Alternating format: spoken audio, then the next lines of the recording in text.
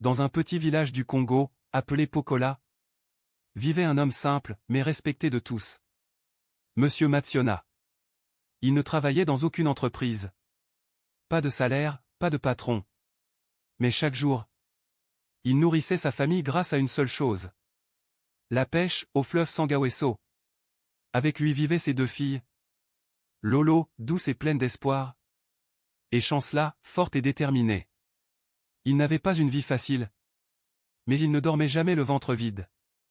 Chaque matin, avant même que le soleil ne se lève, Mathiona prenait ses filets usés et marchait lentement vers le fleuve. Le froid de l'aube, le silence et le bruit calme de l'eau. C'était son monde. Il lançait ses filets. Avec patience. Avec expérience. Parce que pour lui, pêcher, ce n'était pas juste attraper du poisson. C'était comprendre le fleuve, respecter la nature, et ne jamais prendre plus que ce dont il avait besoin. Et chaque jour, le fleuve lui donnait assez. Assez pour nourrir Lolo.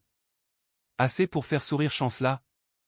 Un jour, un homme du village lui demanda: « Comment fais-tu pour t'en sortir, sans travail ?» Mathiona le regarda, puis regarda le fleuve.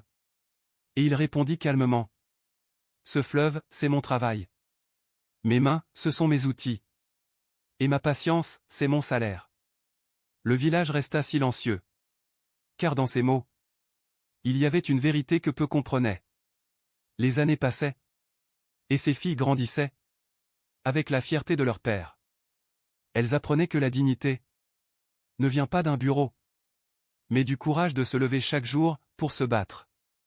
Dans ce village appelé Pokola, Monsieur Mathiona n'était pas riche.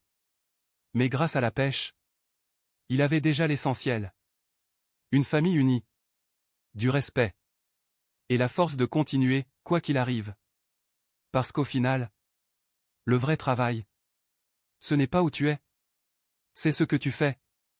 Avec ce que tu as. Si cette histoire t'a parlé, abonne-toi pour ne rien rater. Et rejoins ceux qui veulent avancer, chaque jour. Ici, on grandit ensemble.